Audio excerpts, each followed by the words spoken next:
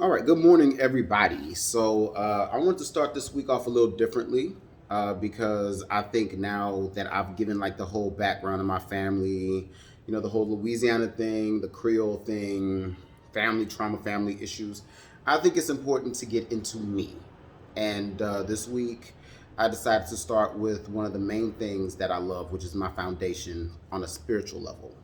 Just a little bit. I'm not going to keep you too long. Probably keep you here about 5, 6, 7 minutes. Just like warm it up. Growing up in the South, like typical Black people, I was a Baptist. I was a Baptist. I was born in the Baptist church. My family, I wouldn't say that they were all the way, religious. We have some people who are very religious.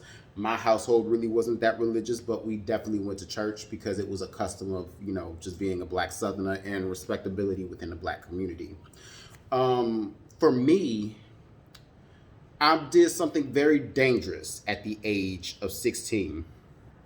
And I'm glad I did something very dangerous. And I think it's my prayer life was starting to enhance around the age of 16. So I remember it was the year of my sweet 16. I was stepping into this spiritual aspect of myself. I was watching yoga on TV. I was watching people do meditation. I was watching a whole lot of things like that. And what it made me do from my prayer life was I prayed to God for three pillars. And it was to be mentally, spiritually, and physically strong. So I was praying for growth at the age of 16. And that had been a consistent prayer of mine, literally up until the point where I realized, well, how much more growing can I do? Right? That's a very scary prayer because the thing is, like, you have to put intention.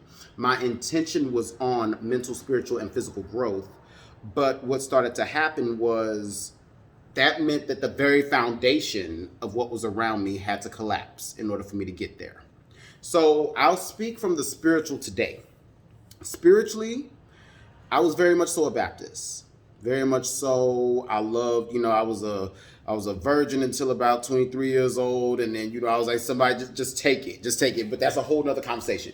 But what started to happen to me around this point in my life was I began to question institutions, mainly the church, mainly being Black and being in the church. And I say being Black and in the church because I got my DNA taken. I know where my ancestors are from. My mom's ancestry traces back to the Congo. My dad's ancestry, it traces back to West Africa, mainly him being Fulani and being Yoruba. My mother's being Congolese and having family in Angola. So these were not Christian people at all. They were not Christians.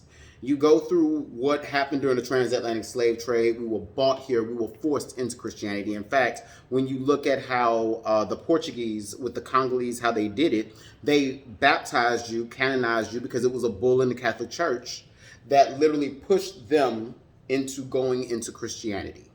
So our captives, right, our captors, not captors, we are the captives, they messed us up. You baptized us and you treated us like trash. And if you look at how slavery in Brazil was, it was brutal.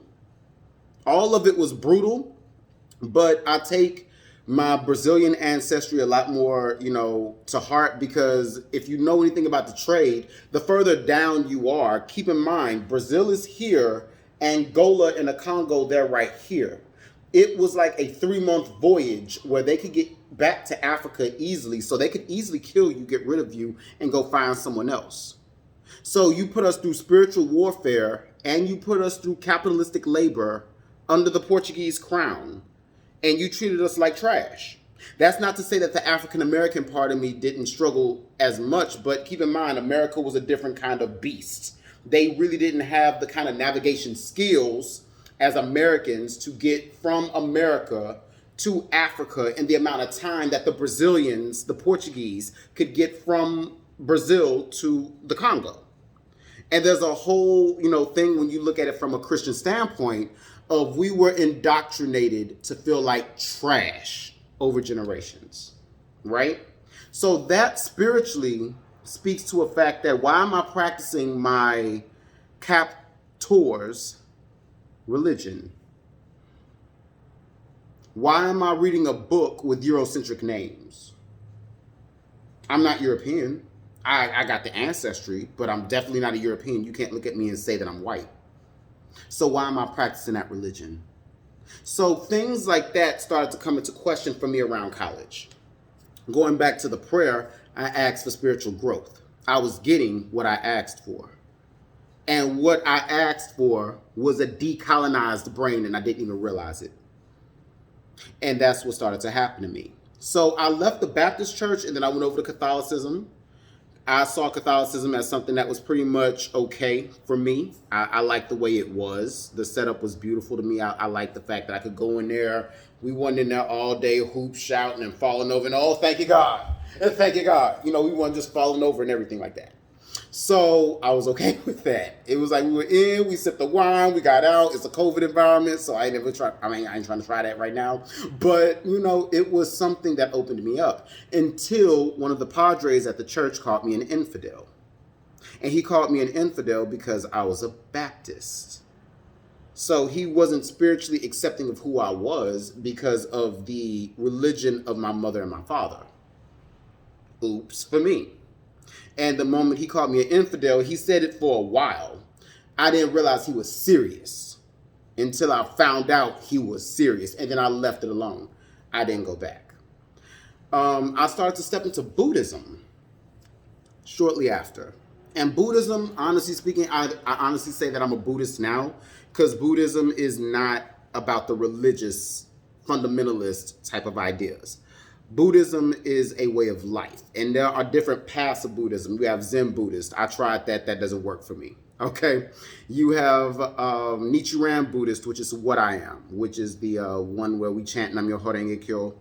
And literally, the chanting is one thing, but it's the imagery that comes from the chanting. And if you realize, like, it talks about being in a swamp and a lotus growing up out of that swamp. And it takes that lotus so much. It has to grow out of the thickest soil and through the murkiest of water to rise above said water to bloom and shine. And that got me. So I'm a big fan of the lotus. I got a whole tattoo. I got some other tattoos of lotuses on my body. They in different places. But it made a very major impact on me. I became more spiritually aware. And for me, there was no imagery in Buddhism. So I know a lot of people who look at maybe like the Chinese version of the happy Buddha, the big fat dude with the big belly, and that's an image that comes from them. Siddhartha actually was more Afrocentric in his appearance. So that kind of attracted me way more, right? And what that made me do is it forced me early on to analyze the African roots of Christianity.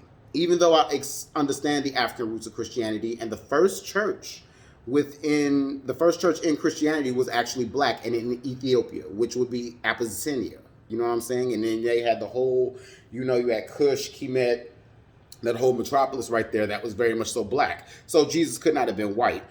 So why am I appropriating Jesus for a European aesthetic? Right? So that was that.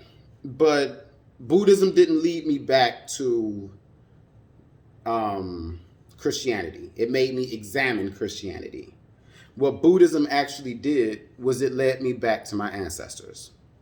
And I am not ashamed to say it. I do practice the Orishas. And when I say practice the Orishas, I want it to be very different about it. There are some people who take Santeria, Candomblé, and Voodoo, and they use it from a standpoint of a religious indoctrination, right? Because we're an indoctrinated people. So some people will approach the Orishas from an indoctrinated way as opposed to letting it be a spiritual practice. I am a child of Yeye Oshun, and I'm a child of Obatala. And I think that what a lot of people start to understand that in the beauty of being African, the beauty of accepting your African identity is, why am I going to look at the oppressor's religion as something good when they were the horrible people who dragged me into that religion, right?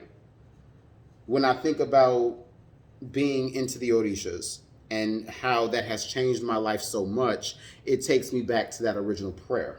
that I prayed to God about, which was my foundation. It is my foundation to have strong mental, spiritual, and physical growth.